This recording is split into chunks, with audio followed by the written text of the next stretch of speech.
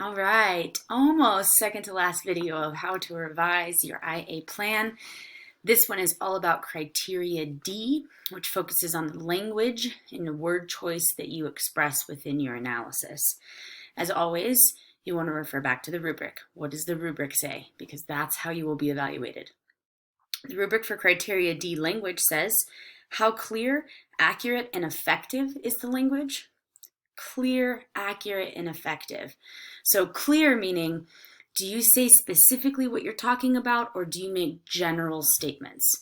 You want to avoid those really big general statements because they don't prove anything. So in order to make sure you're clear, you want to be very specific. Name it exactly.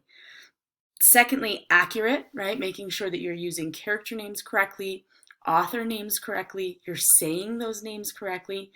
When you incorporate high-level vocabulary, that you are pronouncing them correctly.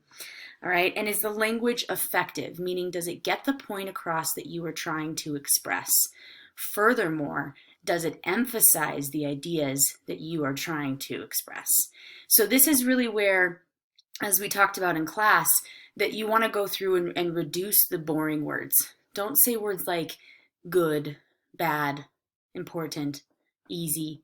These are all easy words we learned when we were in elementary school.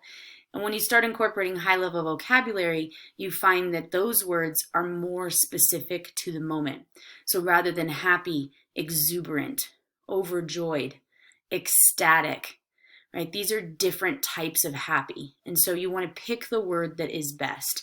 So use Google, find those synonyms, and figure out ways in which you can be specific, not repetitive, right? And make your ideas nice and clear and sound juicy smart, okay? So with that said, also in the rubric, it says a couple of things here. Errors do not hinder communication. You are going to make errors in your IA. It is an in-the-moment live assessment. There is no way that you are not going to fumble over a word, accidentally say something wrong, or sit there for a second and forget what you were saying, or say or like. Those things are going to happen. The more you practice, you'll reduce the amount of opportunities for it to happen. Okay, part of it is keeping your composure, and when you do fumble over a word, pause, restate the word, and keep going. You don't lose points for doing that, right? So it's okay if you make mistakes, just so long as it doesn't hinder the understanding of what you're saying.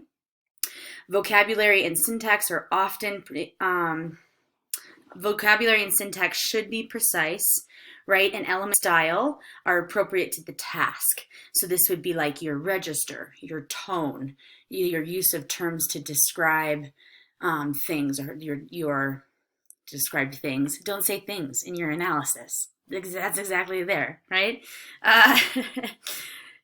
The words you use to make your point, to argue something, to prove yourself correct, are going to be important, right? And keeping that academic tone and style, take it seriously, those sorts of things, all right? So in my analysis, in my example, when you guys evaluated me, there were lots of comments on how I incorporated lots of high-level language.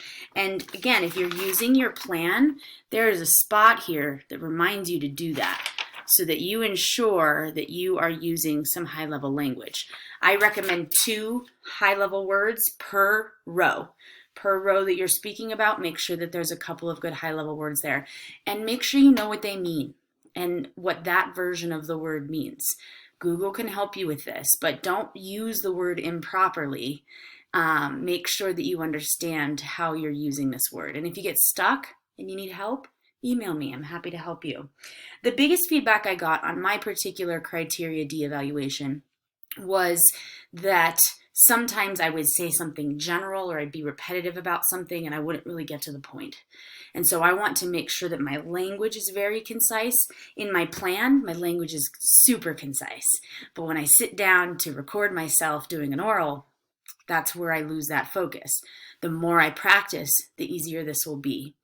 The second thing you all talked about were my filler words. They were out of control. Sort of, like, ums. I've never seen so many ums in anything I've ever done before.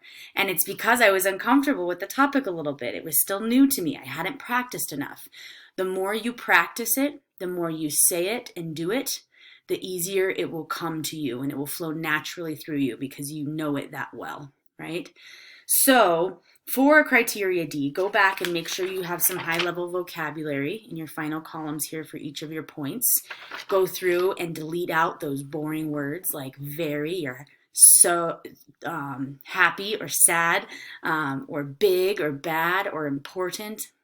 These aren't great words, okay? Also, you want to go back through and find those moments where maybe you might get stuck and see if there's a way you can remember them.